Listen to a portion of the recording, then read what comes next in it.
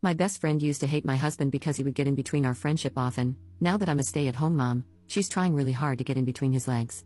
My husband, let's call him James, 26M, and I, 26F, have been together since our early teens, and we got married last year and have a 6-month-old daughter together. She is the light of both our lives as we both came from broken homes and are trying to live a better life than we grew up in. My best friend, let's call her Carla, 23F, came into the picture a few years later. We used to live in the same neighborhood and casually started to hang out together. She lives with both her parents and siblings as she is studying to get her bachelor's degree. At first, she didn't like James. She said that he was clingy and tried to insert himself into our friendship too much. Well, he is my husband, so I would hope that he wanted to be friends with my friends. Anyway, she was civil to him despite how he acted because he was my romantic partner. For context, James is on the spectrum, has BP type 2 and PTSD, and it causes him to be a little socially awkward and miss certain social cues and taboos. I love him regardless of it all. Over the last few years, we have been hanging out a lot more. She comes over for a few drinks, we go to movies, and even visit local attractions together. We all three have a good time, and my husband does try to make nights for just the two of us often too. However, last year James and I found out we were expecting a child together in January. At the time, I was working at a fast food place and started to feel nauseous. I threw up and immediately went to the doctor.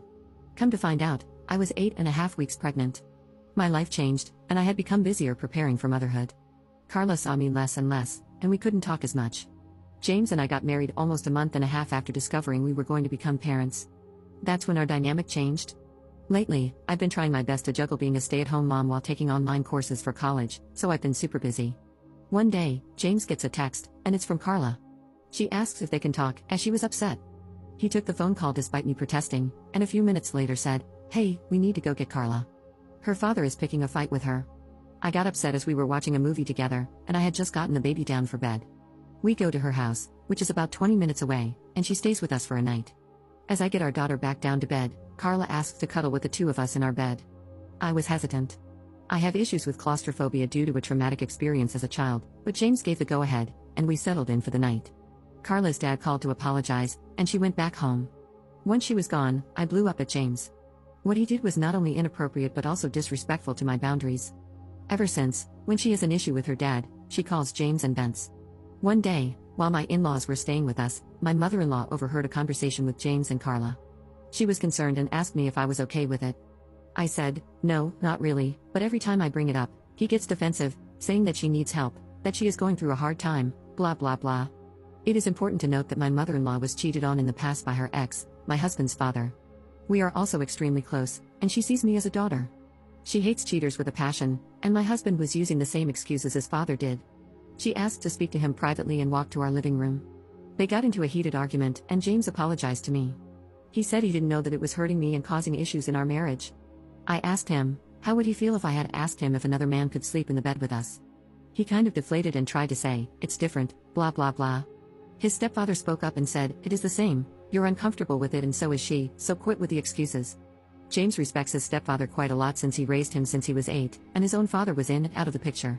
Once the dust settled, my husband truly apologized to me for his actions and said that he would do better. I kissed him, and that was that. However, I wouldn't be right here if that was the end of the issues. Lately, Carla has been calling him 3 to 8 times a day.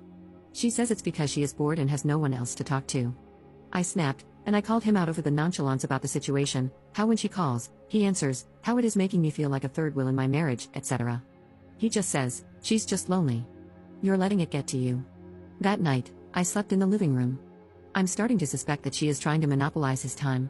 She calls him for over an hour each time she calls, they talk, she complains about her life, etc., almost like she is his girlfriend or something. I'm starting to find this relationship troubling, and it's getting to the point that it is affecting my marriage. Where do I go from here? Update 1.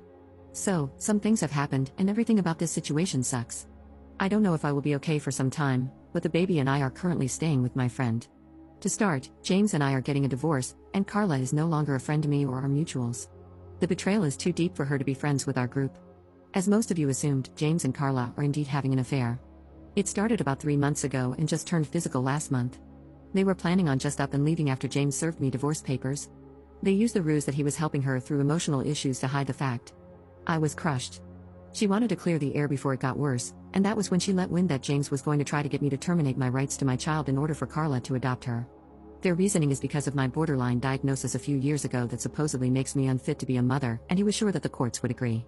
She then handed me 2 separate stacks of paperwork and left. I am contacting a lawyer as I am writing this. I am seriously hurt. You guys were right. Carla was a snake and only told me this so she wouldn't feel guilty. However, I am not letting my soon-to-be ex-husband bully me into termination of my rights. I called him afterward and got very heated about what was going on. James just sat there in silence. I was crying afterward, and I pleaded with him to tell me what I did wrong. He said I wasn't putting out like a good wife should, and I wasn't able to give him a big family, so it's all my fault. For context, I had a near-fatal complication with the delivery of our daughter, where I bled throughout the entire labor. I had to have 2 blood transfusions and haven't fully recovered from it. I was not cleared for any strenuous activity for 3 months, including bedroom intimacy.